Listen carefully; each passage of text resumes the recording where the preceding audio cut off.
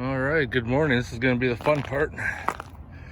Trying to go get my toolbox. I got a big pit hole right there, so probably gonna have to try to back down exactly where I am. Carefully try to crank it a bit so I can get it on the apron, kind of, and then try to get it inside somehow.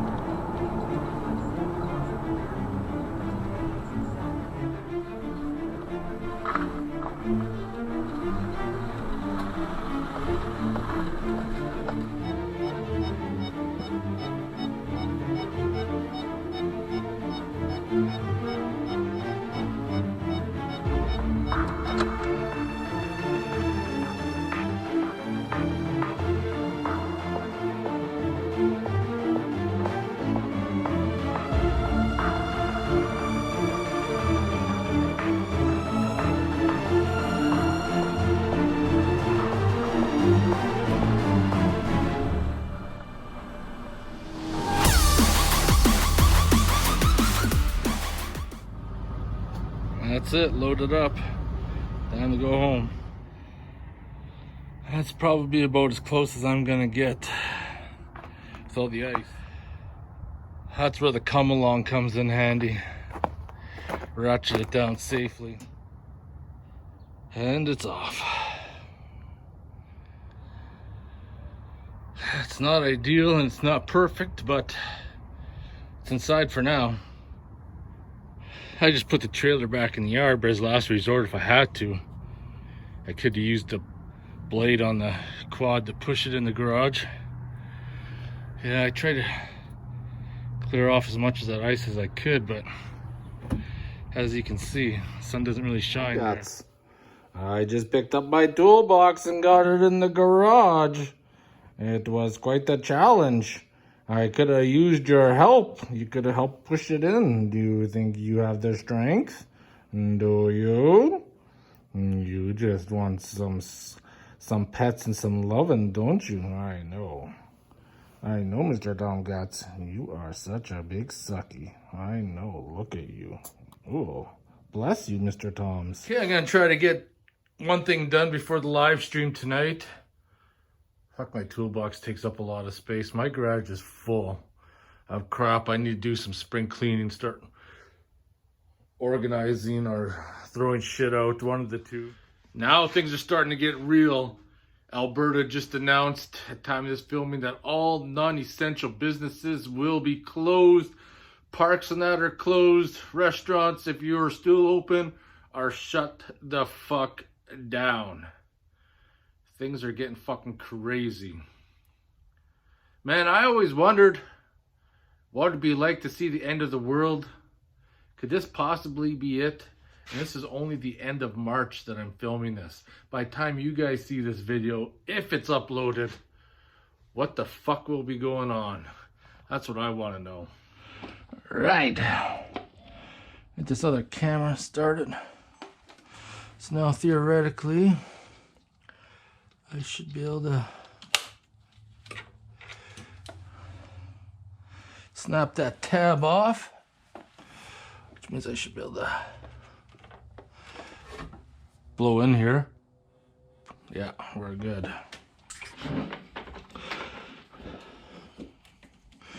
Now to add more hoses to this fucking shit show, because I need to loop around.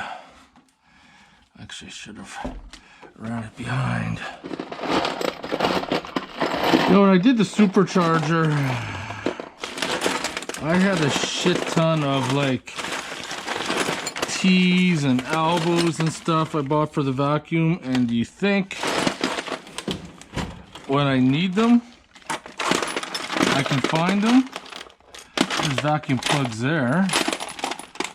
Oh, there's a straight one. I don't need a straight one. There's that, but I don't need that. Well, it's a good thing I had another T, because I fucking broke that one off. Fuck me. That's what happens.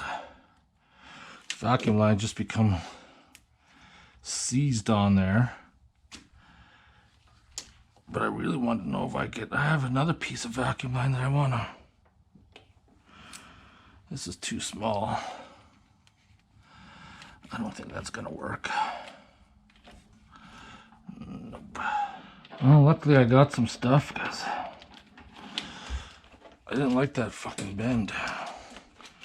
I don't like doing this either because it makes it look like asshole, but it'll have to do for now. This is not ideal what I did here, but we're in the middle of lockdown with the COVID crisis, so I can't just go out and store anymore and buy stuff I need. Gotta isolate, so I'll have to kind of make that work for now. Hook up the negative.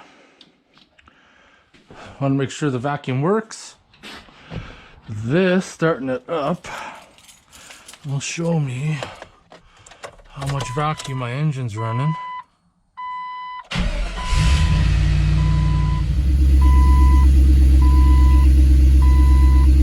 So I'm pulling about 16 inches of vacuum, which is good.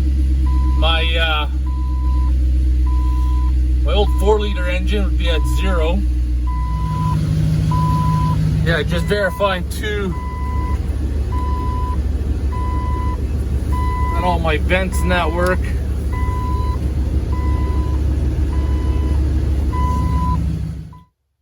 But now begs the question. I'm going to leave the negative battery cable connected. And then tomorrow will tell me overnight whether or not I have a parasitic drain or not. Which means I might have to go down the rabbit hole again. But hopefully not. Hopefully this will be good. But we'll find out tomorrow. I'm fucking liquored, boys. Fucking liquored. Pounded 5 beers during the live stream. Got a good buzz going on. Smoked one of these little small Cuban cigarros. I don't know why they put the fucking that on there for. Should put the coronavirus on there, fuck's sake. Cats. I just finished live streaming. And you waited at the door for your human. Oh, you did. You're such a special kitty. You are. Oh my. Do you want some belly rubs? Do you? Do you want some belly rubs? You're so funny sometimes. You are. Domcats, are you debating whether or not to come over here and cuddle on the couch? Are you just gonna stay in your kennel? Are you? It didn't take you long, Mr. Tomcats, to come steal your human's heat. It did not. I know. It's gross out today, but look at the alley now. Couldn't imagine trying to bring home my toolbox, especially since it's supposed to snow like 15 to 20 centimeters next couple days. That being said, let's have a look at that battery and see if it's still got charge in it that I left it connected all night. That'll tell me if I need to sort out any other issues.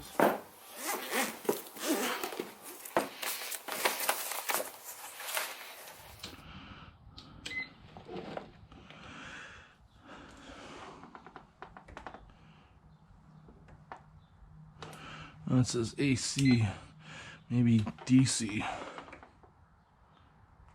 12.4 volts.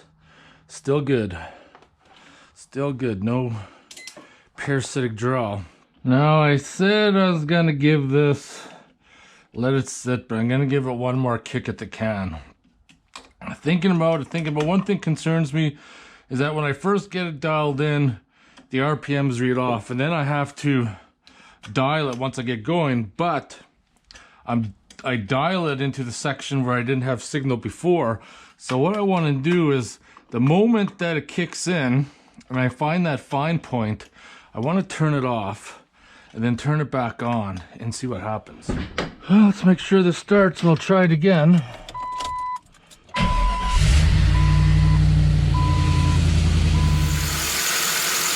turn off.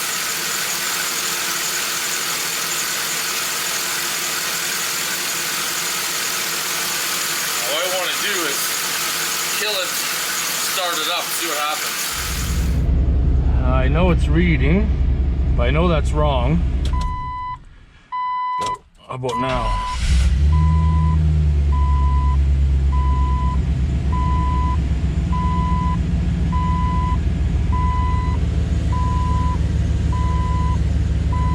Interesting, back at 0.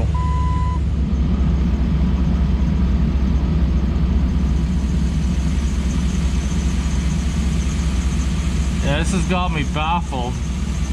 So I'm one turn ahead, we'll turn back half a turn,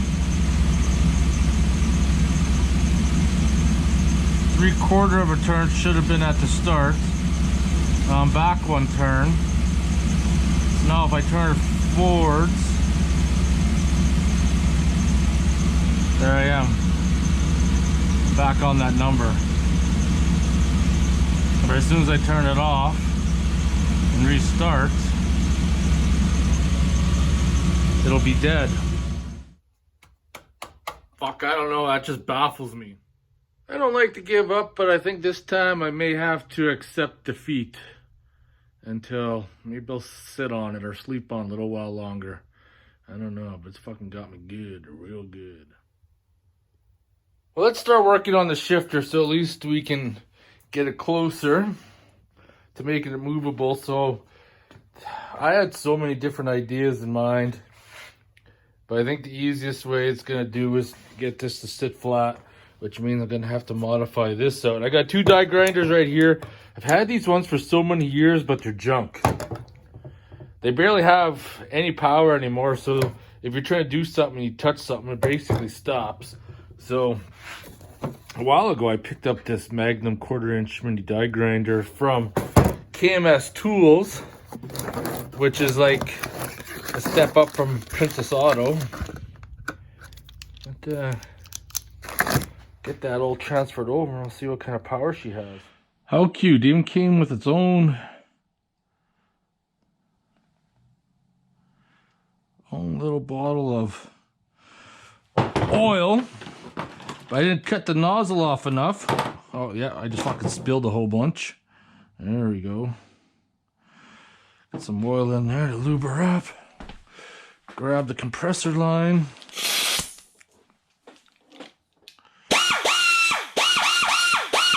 Yeah, that sounds like it has business. Toss these turds in the garbage. Done with them. Kind of need to make a profile now.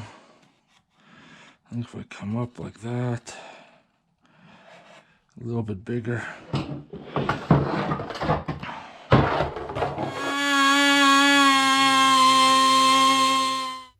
I actually had to remove quite a bit more in the end, but I got some play that I can work with because I know this is going to become an issue. But I need to test fit it now. I'll get my light in here so you can see. It's pretty close. It's very close. There's no doubt about that. But it'll still shift right where it is. I mean, emergency brake might be a little bit of a hassle, but you can still grab it on the bottom end. I've never used it personally. So I think I will start cutting out the template that holds that in place. I need to repurpose that by grinding those rivets out. And then on the side to punch the pin out so the shift gate can come out and the handle. So I have a belly pan. Plus, I need this piece right here. Because that's one of the only things that bolt that down is this corner piece and that back piece right there. Gonna use this as my template to cut out.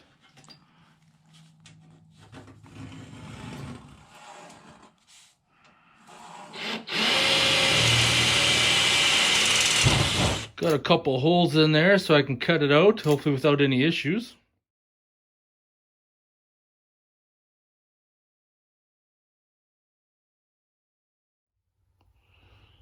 Well, I got my plate built, but I gotta figure out how I'm gonna fasten it in there and make it look somewhat nice as well. That's gonna be the hard part. So now, as you can see, I'm gonna try to modify some angle iron up, just like that.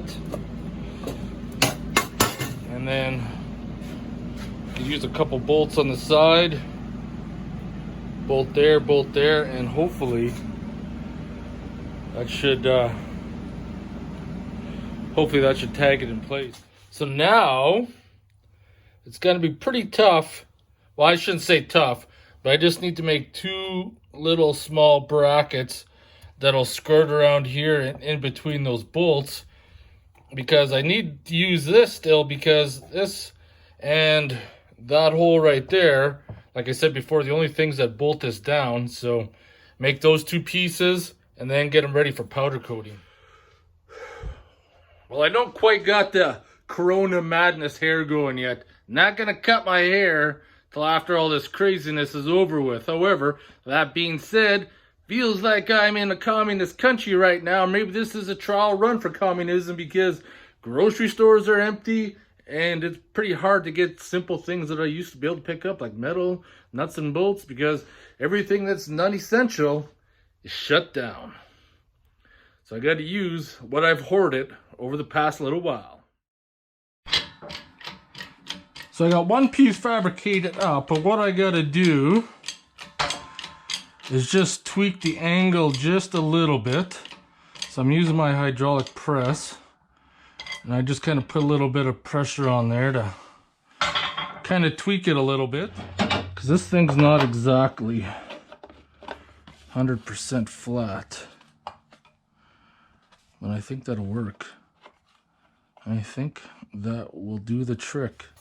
Now, that being said, I do got all those pieces cut out, and then I found some fasteners. They're in a package here. I was gonna use these 1024s, but they're gonna be too short. Oh, I mean, sorry, I am gonna use the 1024s because they should work with the gap in there. I was gonna use the 8/32 up top. So now, if I go 2 screws there, 2 screws on that side, bolt it through the side with nut certs, I think that should work to hold it in place, and I'll get set up for powder coating. Now is a good time to try out this angle drill that I bought.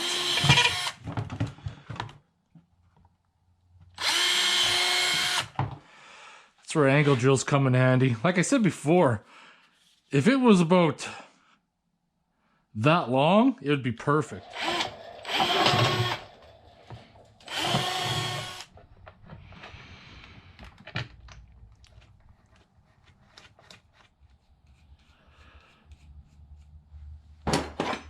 The beauty of using nut certs. You gotta be really careful when you're using these smaller ones, because it's so easy to snap them off, so to speak. And then when you snap off your die, you're pretty much hooped then. Hooped.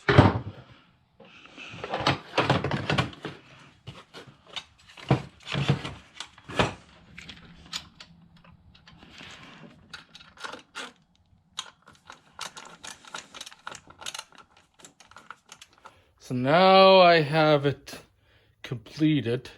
Those screws should actually be 1024 by an inch.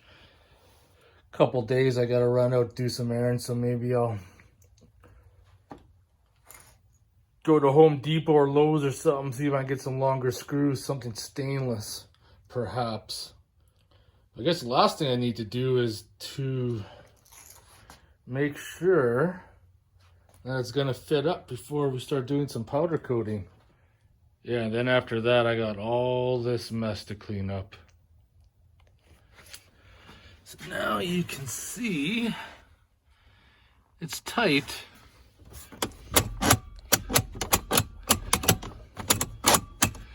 But it will work. It will work, that's for sure. Wouldn't say things are organized, but they are a little bit better. Move the table over there because it has more room. So, gonna get those parts set up, powder coat them, and then end this friggin' video. So I'm going to be using the color Misty Midnight. And that's the closest thing you're going to get to the Jeep Patriot Blue.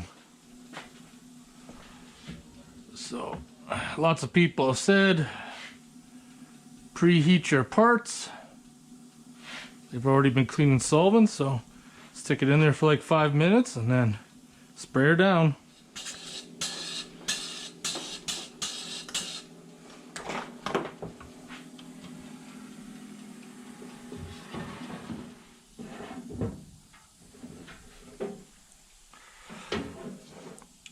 God damn, even with gloves on, it's friggin' hot.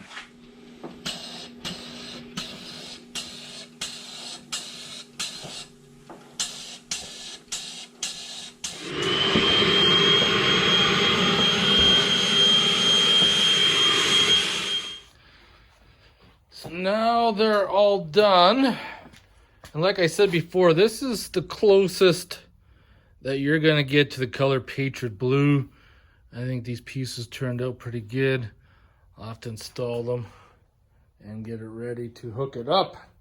Getting closer till I get it mobile. I do have lots of spring cleaning to do once I get to there, that's for sure. It's kind of a friggin' mess. My toolbox doesn't help out matters either. Definitely got to get some organization.